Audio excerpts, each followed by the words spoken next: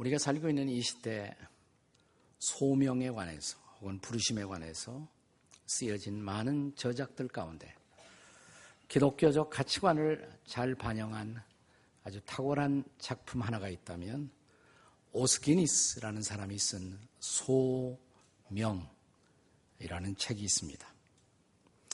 우리 가정의 서고에 반드시 비치하고 읽어야 할 must read의 필수 도서로 추천해 드리고 싶은 책입니다. 이 책에서 저자는 모든 하나님의 백성들이 경험하는 부르심을 두 가지로 나누고 있습니다. 1차적인 소명, 2차적인 소명. 1차적인 부르심, 2차적인 부르심으로 나누고 있습니다. 1차적인 부르심이란 하나님께로의 부르심. 즉 우리가 하나님의 부르심을 듣고 하나님 앞에 나와 하나님을 믿고 하나님의 자녀가 되고 그리스도인이 되게 하는 소명. 이것을 다른 말로 말하면 우리로 새로운 존재가 되게 하는 부르심. 예수 믿으면 새 피조물이 되잖아요. 새 존재로의 부르심이라고 할 수가 있습니다. 그러나 이 부르심을 받은 사람들은 조만간 소위 2차적 소명과 더불어 씨름하지 않으면 안 됩니다.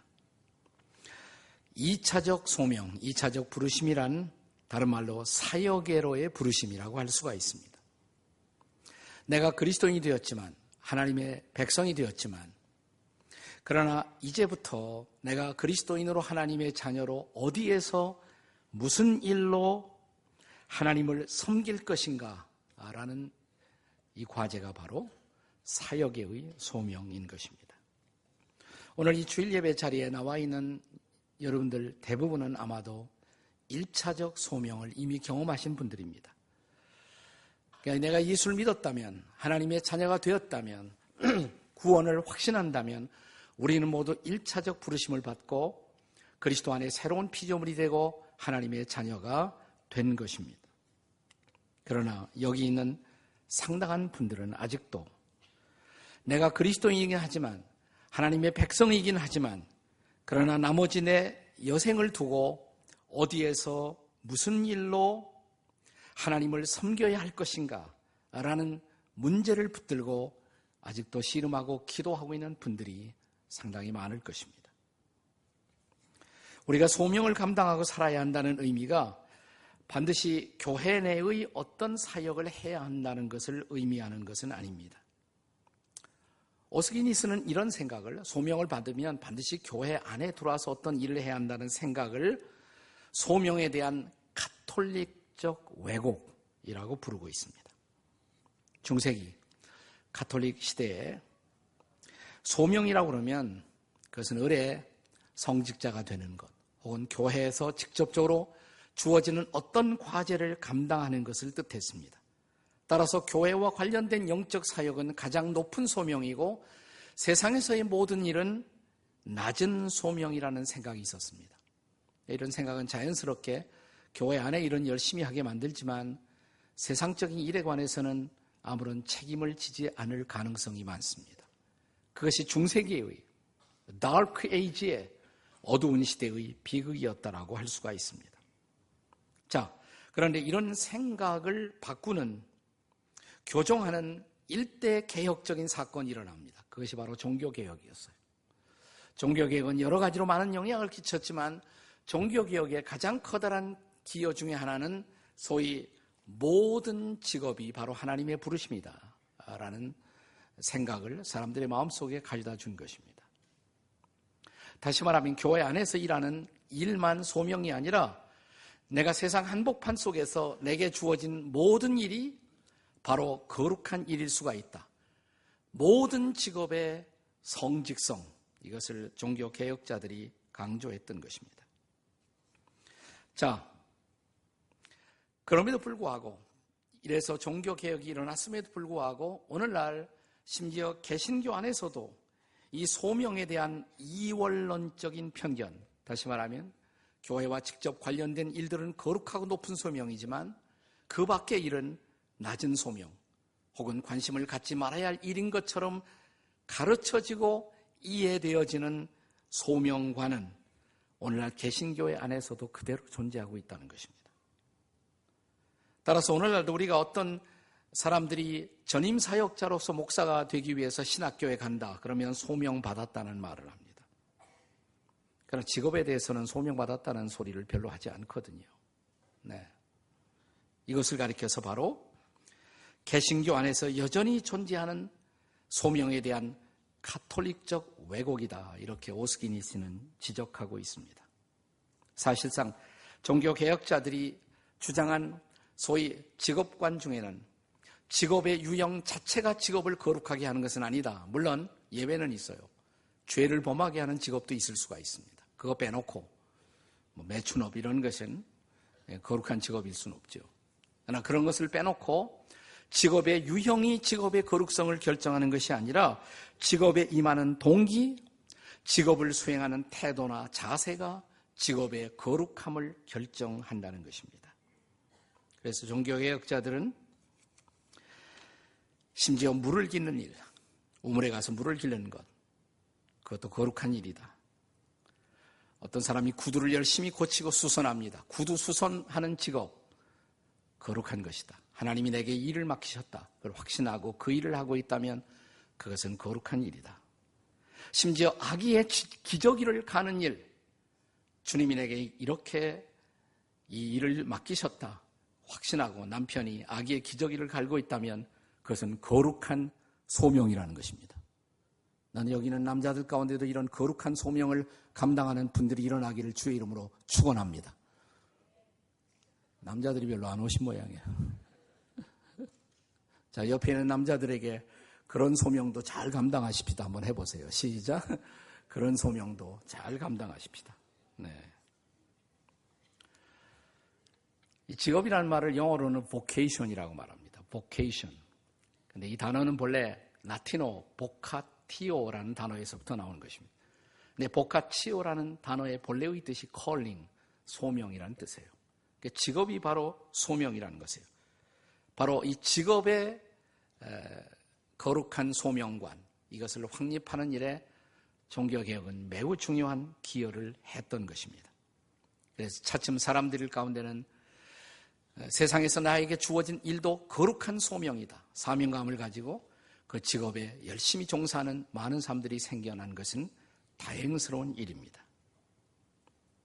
그러나 이렇게 계속되면서 또 하나의 극단적 왜곡된 현상이 일어납니다. 뭐냐면 직업에 너무 몰입한 나머지 왜 하나님이 나를 부르셨나? 라는 직업의 동기를 망각하고 직업 행위 자체만 몰두하고 또 직업을 통해서 내게 돌아올 수 있는 이익을 창출하는 일에만 매달려서 나를 직업의 장으로 부르신 하나님을 망각하는 현상이 서서히 일어나기 시작합니다. 이걸 가리켜서 오스기니스는 소명에 대한 개신교적 왜곡이다 라는 단어를 사용합니다. 자, 직업에 대한 가톨릭적 왜곡은 세속적인 일을 우리가 다 포기하고 영적인 것들만을 격상시키는 것, 그것이 가톨릭적 왜곡이었다면 개신교적 왜곡은 뭐냐? 영적인 동기를 잃어버린 채로 세속적인 것을 지나치게 격상시키는 또 하나의 극단적인 오류, 이것이 바로 개신교적 왜곡이다 이렇게 지적을 하는 것입니다. 다시 한번 강조합니다. 거룩한 일이 따로 존재하는 것은 아니에요. 우리가 감당하는 모든 일이 거룩한 일이 될 수가 있습니다. 그러나 중요한 것은 그 일이 거룩한 일이 되기 위해서는 그 거룩한 일을 영적인 동기, 영적인 정신, 그리고 영적인 태도로 감당할 수 있어야 한다는 것입니다.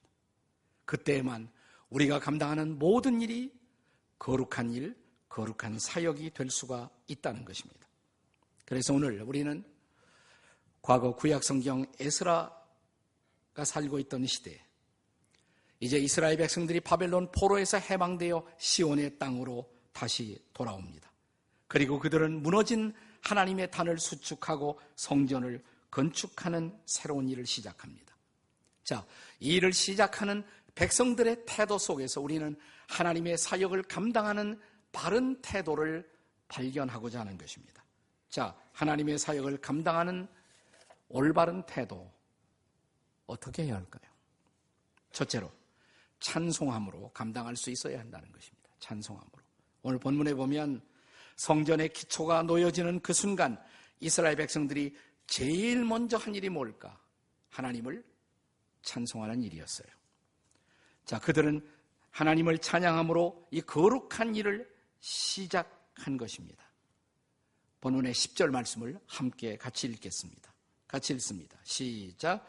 건축자가 여호와의 성전에 기초를 놓을 때 제사장들은 예복을 입고 나팔을 들고 아삽 자손 레위 사람들은 제금을 들고 서서 이스라엘의 왕 다윗의 규례대로 여호와를 찬송하되, 여기서 우리가 주목해야 할 단어는 다윗의 규례대로라는 단어예요. 다윗의 규례대로. 다윗의 규례대로 하나님을 찬양했다. 다윗은 무슨 일을 하든지 먼저 하나님을 찬양하고 일을 시작합니다. 그런 다윗이 하나님의 마음에 합한 사람이 된 것은 결코 우연이 아닙니다.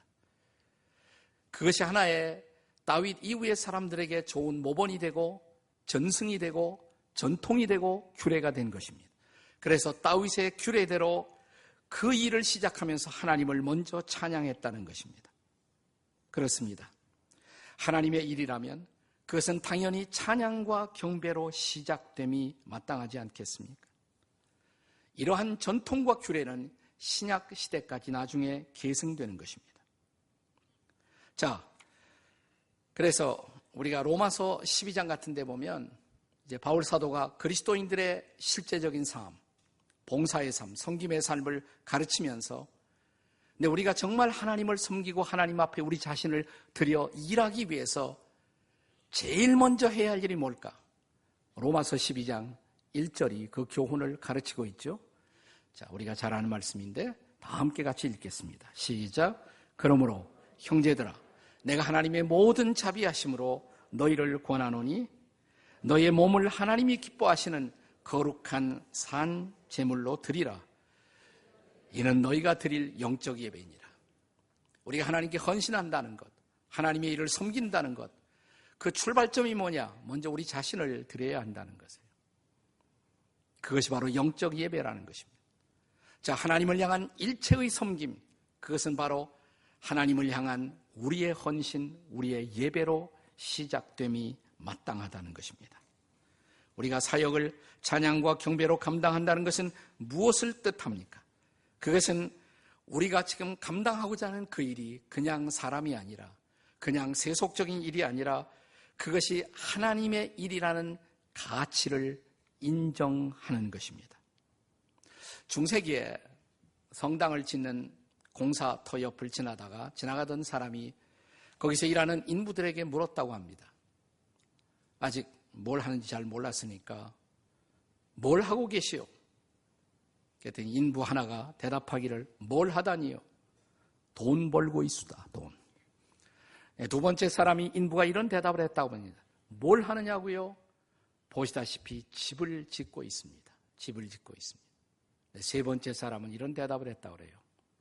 뭘 하느냐고요? 하나님의 집을 짓고 있지요. 똑같은 공사장에서 일하지만 이 세 사람의 시각, 퍼스펙티브, 세 사람의 전망과 생각은 얼마나 다른지요. 그렇습니다.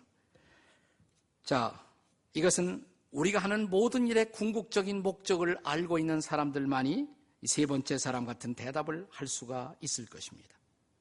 그리고 이것은 비단 예배당을 건축하는 일에만 적용되는 레슨은 아니라는 것입니다.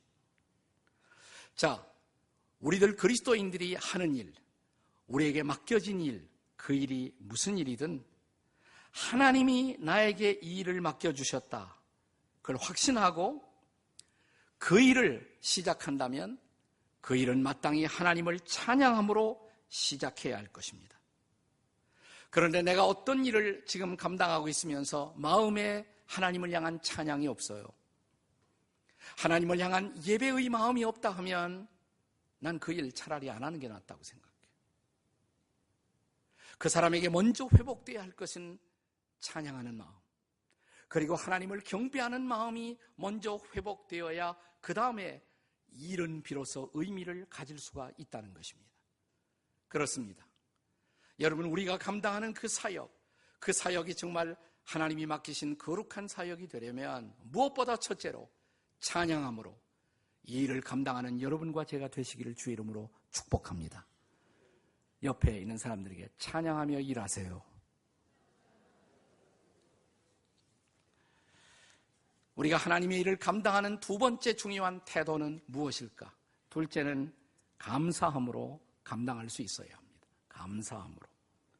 에스라 시대 이스라엘 백성들이 성전 건축의 사역을 감당하면서 두 번째로 한 일이 뭘까? 감사의 일이었습니다. 자, 본문 11절 같이 보실까요? 11절 말씀 다 같이 시작. 찬양으로 화답하며 여호와께 감사하여 이르되 주는 지극히 선하심으로 그의 인자하심이 이스라엘에게 영원하시도다 하니 모든 백성이 여호와의 성전 기초가 놓임을 보고 여호와를 찬송하며 큰 소리로 즐거이 부르며. 자, 이 구절에서 핵심되는 단어, 키워드는 감사라는 단어입니다. 감사하며 이르되. 자, 이스라엘 백성들은 성전의 기초를 놓으면서 하나님을 찬양했고 이어서 하나님 앞에 감사의 고백을 드립니다. 뭐라고 감사했어요?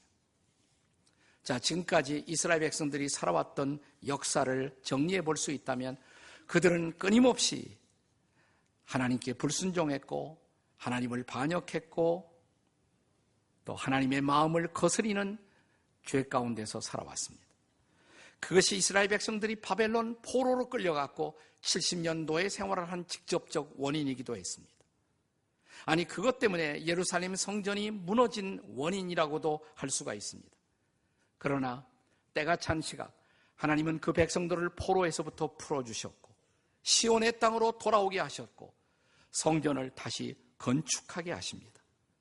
그 하나님을 생각했을 때 이스라엘 백성들의 입술에서 자연스럽게 흘러나온 고백이 뭐예요? 지극히 선하시고 인자하신 하나님. 바로 그 하나님 앞에, 선하시고 인자하신 하나님 앞에 감사합니다. 바로 이 감사로 그들은 이제 새로운 역사의 일을 시작하고자 했던 것입니다. 그래서 하나님의 백성들에게 하나님의 일은 언제나 감사함으로 감당될 수 있어야 한다는 것입니다. 내가 참 부족한데, 우리가 하나님 앞에 늘 연약하기만 한데, 늘 방황하고 늘 죄스럽기만 한데 하나님이 아직도 기회를 주시고 나 같은 사람을 쓰시고자 하시다니 감사해요. 이게 저절로 우러나오는 우리들의 고백일 수밖에 없다는 것입니다. 다시 주시는 은총의 기회, 우리들에게 다시 한번 하나님의 일을 맡기시는 은총의 기회, 감사할 수밖에 없잖아요. 사랑하는 여러분, 오늘은 어버이 주일인데 우리가 가정에서 부모님을 섬길 수 있는 기회 언제나 있는 것이 아니에요. 부모님들 곧 가세요. 할 수 있을 때 할 수 있는 방법으로 감사를 표현하는 일, 지금 해야 할 일인 것입니다. 교회에서 주어지는 봉사의 기회, 언제나 그런 기회가 주어지는 것은 아닙니다. 할 수 있을 때 할 수 있는 방법으로 감사함으로 주님을 섬길 수 있어야 합니다. 저희 교회 사회적인 명망이 있었던 한 분이 암으로 돌아가실 무렵 병상을 방문했을 때 그분과 나누었던 대화를 지금도 잊을 수가 없어요. 그분이 이런 얘기를 하더라고요. 제가 이번에 건강만 회복되면 꼭 교회 나가서 섬기고 싶었는데 그게 어렵게 된 것 같습니다. 참 안타깝습니다. 그분의 말을 들으면서 제 마음이 진실로 안타까웠어요. 그것이 인생이에요. 할 수 있을 때, 할 수 있는 방법으로 지금 하나님을 섬길 수 있다는 것은 얼마나 커다란 특권인지요. 우리 시대의 탁월한 설교가인 존 오트버그라는 사람은 영성의 사람의 특성은 감사의 감각이 발달된 사람이다라는 말을 했습니다. 여러분, 청각, 이 듣는 감각에 문제가 생기면 들리질 않아요. 큰 소리로 하지 않은 한 잘 들리질 않아요. 그런데 영성이 떨어지면 감사의 감각에 문제가 생긴다는 것입니다. 이런 사람은 감사의 능력이 결핍되어 있다는 것입니다. 감사한 마음이 없어요. 감사하는 마음이 없어요. 네. 그 왜 그러냐? 감사의 감각이 떨어졌기 때문에. 내가 뭘 뽑았는데, 복권이 당첨되었다. 그러면 갑자기 감사의 마음이 발동할지 모르죠. 대박이나 터지면 일어날 수 있는 감각. 그런 거 말고 가장 작은 것에도 감사할 줄 아는 사람. 이게 감사의 감각이 발달되는 사람이거든요. 뜨는 해를 바라보면서 감격할 줄 알고, 해가 지는 것을 보면서 나를 위해 아름다운 하늘을 치장하고 계시는 그분 앞에 감사할 줄 알고, 곁을 지나가는 사람들을 향한 미소를 바라보면서 그것 때문에 행복해서 같이 감사할 수가 있고, 내가 섬길 수 있고 내가 도울 수 있는 사람들이 내 주변에 있다는 사실 때문에, 그것 때문에 감사할 수 있는 사람, 이게 바로 영성이 발달된 사람의 특성이라고 그는 말하는 것입니다. 화가 로세티라는 화가는 이런 말을 했습니다. 무신론자에게 최악의 순간이 있다면 그의 마음속에 갑자기 감사할 마음이 생길 때이다. 그런데 그에게 감사할 대상이 없다는 것. 이것이 비극이 아닌가. 체스터턴이라는 영국의 유명한 그리스도인 작가가 있는데 그는 이런 말을 했습니다. 우리 아이들은 성탄절 아침에 일어나 양말에 들어가 있는 사탕을 보고도 감사하는데 두 발을 양말 속에 넣고 살아가면서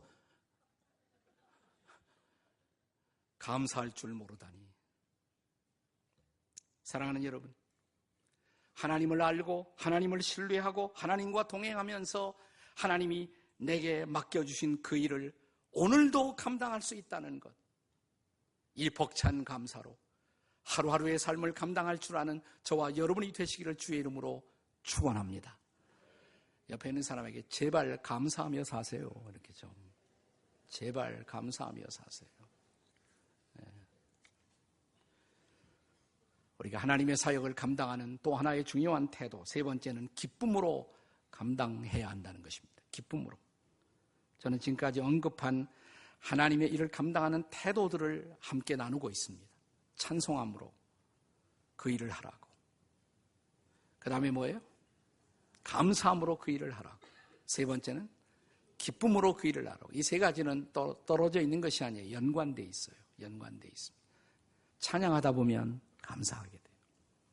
감사하는 사람은 자연스럽게 기뻐할 수가 있는 것입니다. 자, 이제 12절 말씀을 함께 읽겠습니다. 본문의 12절 다 같이 읽겠습니다. 시작. 제사장들과 레위 사람들과 나이 많은 족장들은 첫 성전을 보았으므로 이제 이 성전의 기초가 놓음을 보고 대성통곡하였으므로 여러 사람들은 기쁨으로 크게 함성을 지르니. 성전의 기초가 놓여지는데 나이 많은 사람들은 대성통곡했다. 왜 그랬을까? 성경학자들은 아마도 첫 번째 성전에 비해서 두 번째 성전은 무척 초라했기 때문에 아마 그들이 마음의 슬픔이 있었을지 모른다. 이런 주석을 하는 학자들도 없지 않아 있습니다. 그러나 중요한 것은 이것입니다. 그래도 그 성전을 다시 회복할 수가 있다. 그래서 그들은 통곡 중에서도 기뻐합니다. 기쁨으로 함성을 질렀다고 합니다. 그것은 눈물로 범벅이 된 그런 기쁨이었을지도 모릅니다. 그것은 우리 같은 사람이 그래도 성전을 짓는 일에 쓰임을 받고 있구나라는 기쁨, 그리고 하나님의 꿈의 성전을 다시 세울 수 있다라는 기쁨, 이런 여러 가지가 복합적인 그들의 마음속에 기쁨을 가져다 주고 있었을 것입니다. 중요한 것은 이것입니다. 이 기쁨은 하나님을 바라보고 살아가는 사람들의 기쁨, 인생의 중요한 초점을 세상의 어떤 사건이 아니라 그분에게 맞추고 살아가는 사람들에게 주어질 수 있는 거룩한 기쁨이었던 것입니다. 기독교 천재 수학자였던 파스칼이 일찍 요절했죠. 이 사람은 30대 말에 요절을 했습니다만 마차 사고를 만나게 됩니다. 마차 사고. 그리고 언어가 마비가 됩니다. 그런데 병석에 누워서 그가 생각하다가 어느 날 그는 놀라운 기록을 남깁니다. 파스칼의 팡세에 나오는 대목이에요. 내가 말을 제대로 할 수 없지만 아직도 살아있구나. 아직 생각할 수 있구나. 아직은 내가 쓰임을 받을 수 있구나. 생각하다가 그는 방세의 유명한 단문의 한 구절을 남깁니다. 이 세상은 잊혀지네. 하나님을 제외한 모든 것이 잊혀지네. 그분은 오직 복음서에서 가르치는 길로만 발견되시는 분. 내 영혼 속에 다가오는 위대한 그분. 오 의로우신 아버지여, 세상은 당신을 알지 못했어도 나는 당신을 알았나이다. 기쁨, 기쁨, 기쁨, 기쁨의 눈물. 그가 교통사고를 당하고 몸이 자유롭지 못한 병석에 누워서도 토해낼 수 있었던 이 거룩한 고백, 기쁨, 기쁨, 기쁨, 기쁨의 눈물. 이것은 자기 인생의 초점을 하나님께 맞추고, 그리고 그 하나님에 의해서 내가 아직도 쓸모있는 존재로 여기에 생존하고 있다는 거룩한 기쁨의 눈물의 고백이었던 것입니다. 바울 사도는 에베소서 6장에서 종들의 사명은 사람들을 기쁘게 하는 것이지만 너희들 그리스도인들은 사람을 기쁘게 하는 자처럼 눈가림으로 인생을 살아서는 안 된다고 말합니다. 그리고 이 바울은 로마의 감옥에서 이 편지를 쓰면서 또한 이 편지를 받는 빌립보의 성도들에게 주 안에서 항상 기뻐하십시오. 다시 말씀드립니다. 기뻐하십시오. 감옥이 가둘 수 없었던 그 기쁨, 쇠사슬이 결코 매둘 수 없었던 그의 마음속에 솟구치는 놀라운 기쁨, 이것은 환경이 내가 원하는 그처럼 굴러가기 때문에 기뻐하는 기쁨이 아니라 그의 삶의 초점을 주님께 맞추고 살아가던 사람들만이 고백할 수 있었던 기쁨입니다. 19세기에 위대한 그리스도인 군인이었던 찰스 고든 장군이라는 분이 남긴 위대한 고백 하나를 여러분에게 소개해드리고 싶습니다. 들어보십시오. 인생을 살아가면 살아갈수록 난파당하지 않기 위해서는 북극성을 기준으로 삼아 방향을 조종하는 것, 한마디로 하나님 한 분에게만 맡기는 것이 필요하다는 것을 더욱 절실하게 느끼게 된다. 그리고 결코 사람의 호의나 미소에 주목해서 안 된다는 것을 깨닫는다. 그분이 나에게, 당신에게 미소 짓고 계시다면 사람들의 미소나 찡그림에는 그렇게 크게 상관할 필요는 없다. 그것은 바로 코람데오의 삶, 하나님 앞에서만 살아가는 삶, 하나님 한 분만을 기쁘시게 하는 삶의 모습이며 내 인생의 최고의 청중, 내 인생의 유일한 청중이신 하나님과 시선을 맞추고 살아가는 사람의 삶의 고백이 아니겠습니까? 나를 향하신 그분의 눈길이 느껴지신다면, 그리고 나를 향한 그분의 미소가 보여진다면 무엇을 두려워하겠습니까? 무엇을 걱정하겠습니까? 무엇을 염려하겠습니까? 무엇을 불평하십니까? 저 유명한 성 어거스틴이 그리스도인에 대한 정의를 이렇게 내렸습니다. 어거스틴의 기막힌 정의, 크리스찬이란 누구냐? 어거스틴은 이런 정의를 했어요. 머리에서 발끝까지 할렐루야. 이게 바로 그리스도인이라고. 놀라운 고백이죠. 한번 따라서 해보세요. 머리에서 발끝까지 할렐루야. 한번 해보세요. 옆에 사람에게. 시작. 머리에서 발끝까지 할렐루야. 이게 바로 그리스도인이라는 거예요. 우리의 존재가 하나님을 찬양하고 하나님께 감사하고 하나님께 기쁨이 되기 위해서 존재하는 자, 그게 바로 그리스도인이라는 것입니다. 그래서 체코의 위대한 작곡가 드보르작은 새로운 곡을 쓸 때마다 맨 위에다가 하나님과 함께, 그리고 그는 작곡을 시작합니다. 작곡이 끝날 때마다 하나님께 감사할지어다라는 마지막 문구를 항상 써넣었다고 합니다. 세베스찬 바하는 그의 악보의 여백에다가 쉴 새 없이 SDG라는 글자로 악보의 여백을 채웠습니다. SDG 뭘까요? Soli Deo Gloria. 오직 하나님께 영광을, 어린 양께 영광을.